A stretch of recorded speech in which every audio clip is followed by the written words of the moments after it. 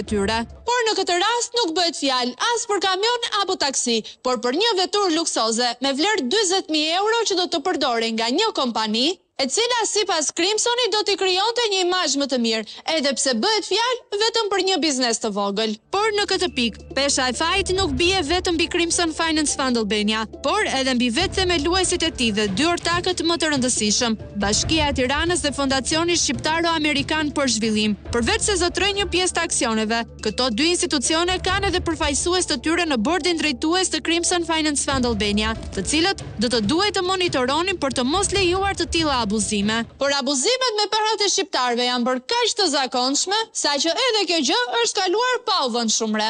Meqë Bashkia e Tiranës përfaqësohet në bordin drejtues të Crimson Finance Fund Albania, nga zonja Jonida Halili, ish nën kryetare e bashkisë dhe aktualisht sekretare e përgjithshme, ndoshta mund të jetë ajo që do të na thotë diçka për këto abuzime.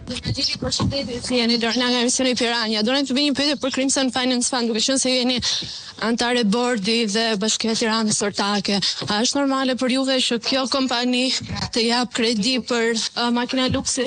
A ke një përgjigje? Jo, nuk kam një përgjigje. A ju duket normale që taksat të shpenzohen për makina luksi, objekte luksi? Të lutem. Zonja Lili, përfaqësuesja e bashkisë në Crimson Finance Fund Albania u mjaftua vetëm duke thirrur policin për të na nxjerrë jashtë dhe refuzoi të përballej me ne. Jo, sepse kemi ardhur të flasim me zonjën Halili. Kemi ardhur të flasim me zonjën Halili.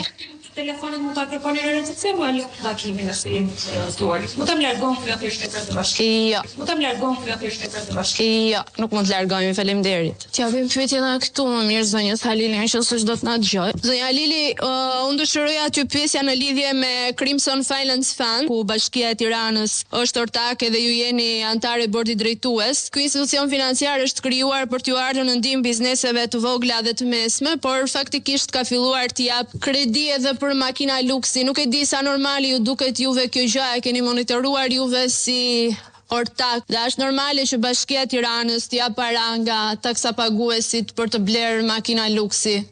Zonja Halili, po ju presim tek shkallët. Nuk është normale që juve të qëndroni fshehur në zyrë, edhe gazetarët i lini në pritje për dy përgjigje shumë të thjeshta që mund të jepni. Përgjegjësinë tuaj duhet ta mbani, kështu që mund të dilni të flasim si qytetar.